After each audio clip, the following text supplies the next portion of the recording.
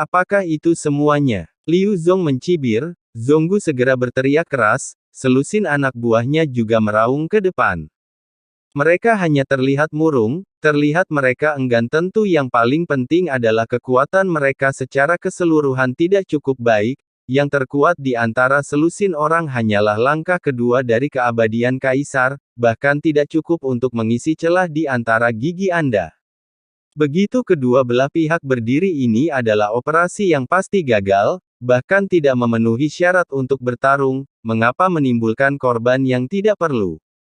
Jongkook memberimu satu kesempatan terakhir, jangan malu-malu. Liu Zong menatap Zonggu dengan mata dingin. Yang terakhir ini jelas ragu-ragu bagaimana dia berani menolak secara normal. Lakukan. Jangan biarkan siapapun hidup. Liu Zong mengangkat jarinya. Pria kuat di sebelahnya berteriak, wajah Jin Dongming menjadi gelap dan selusin orang dari Zonggu segera memberi isyarat tantangan. Mendengus benar-benar bodoh. Liu Zong mendengus dingin.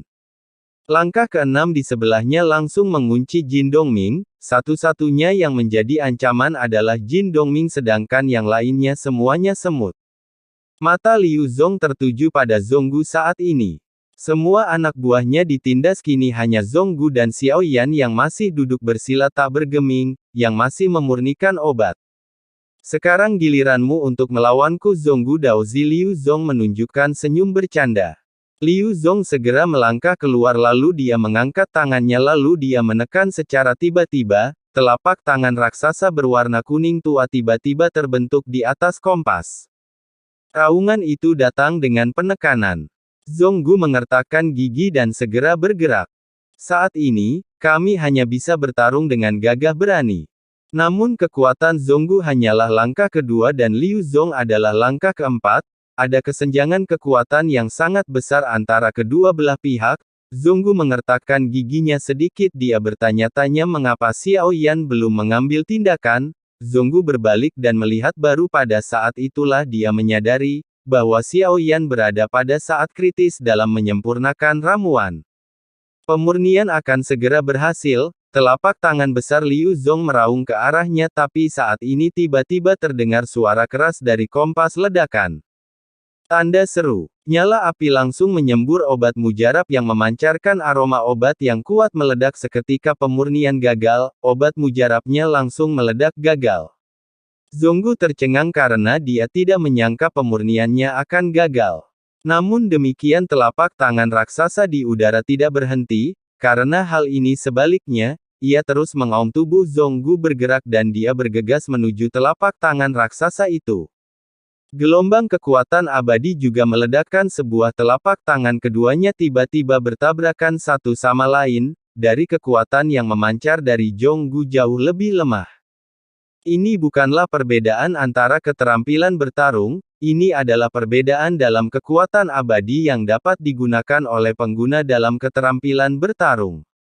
Ledakan. Ledakan keras telapak tangan raksasa bertabrakan secara langsung, tapi endingnya tidak menegangkan telapak tangan raksasa Zonggu hancur sebagai tanggapan. Lalu tampar mendarat padanya, sosok Zonggu langsung jatuh-jatuh ke kompas dengan suara, dong. Zonggu, jika Anda tidak beruntung, bagaimana mungkin Anda bisa mendapatkan identitas Daozi dengan kekuatan Anda? Tapi aku harus mengatakannya meskipun kamu tidak berguna, keberuntungan ini cukup bagus. Anehnya, kami menangkap begitu banyak tikus asing dalam satu kali kejadian. Dan kekuatannya tidak lemah, jangan salahkan saya karena kejam. Jika saya tidak kuat, bagaimana jika kamu sudah dewasa, bukankah aku yang meninggal saat itu? Liu Zong mencibir dan terus menatap Zonggu. Saat ini, Liu Zong melangkah maju dengan telapak kakinya menginjakkan kaki di kompas. Tepat ketika telapak kaki Liu Zong masih setengah inci di atas kompas, tiba-tiba angin kencang menderu-deru di hadapanku. Liu Zong, terkejut, letakkan tangan Anda dengan cepat di depan dada Bang. Suara teredam sosok Liu Zong segera kehilangan pusat gravitasinya. Terhuyung-huyung dan menembak ke belakang, bahkan terdengar suara klik dari lengannya. Itu adalah suara retakan tulang. Liu Zong tiba-tiba mengangkat kepalanya dan melihat kompas. Meski dia tidak terlalu memperhatikan, tapi aku masih memperhatikan Xiao Yan. yang telah duduk bersila untuk memurnikan ramuan sebelumnya. Dia juga tidak keberatan, tapi pemukulan itu mengejutkan Liu Zong, keterkejutan di wajahnya tidak bisa disembunyikan. Saat itulah Zonggu menghela nafas lega. Bos akhirnya mengambil tindakan. Apakah ada masalah dengan membunuh mereka? Xiao Yanlah yang meninju Zonggu. Di saat yang sama, Xiao Yan bertanya dengan lembut, Daozi, akan dihukum karena melakukan perkelahian pribadi sebelumnya. Tapi kali ini kami mendapat banyak keuntungan, jika orang-orang kuat yang ditangkap ini dikorbankan mungkin Anda akan terbebas dari rasa bersalah. Mata Xiao Yan menyipit tiba-tiba jatuh di Zonggu, ada kemarahan di matanya, seolah kegagalan dalam memurnikan ramuan itu semua karena dia. Xiao Yan maju selangkah di mata Liu Zong hanya seutas guntur yang terpantul di matanya, namun yang dia lihat hanyalah Xiao Yan yang menghilang dalam sekejap. Sial. Liu Zong buru-buru mundur, bahkan ada pelindung cahaya di tubuhnya, keringat dingin mengucur di dahi. Perasaan kematian ini tidak pernah sedekat ini. Ledakan.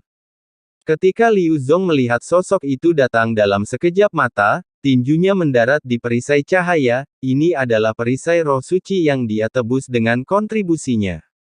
Dapat memblokir serangan yang kuat di langkah kelima, saya masih memiliki kepercayaan diri. Sebuah pukulan mendarat di perisai suci, perlindungan jiwa Light Shield, itu rusak setiap inci. Tinju Xiao Yan mendarat di dadanya tanpa ada penyimpangan. Liu Zong langsung mengangkat lengannya yang menghalangi dan mendengar suara pecah.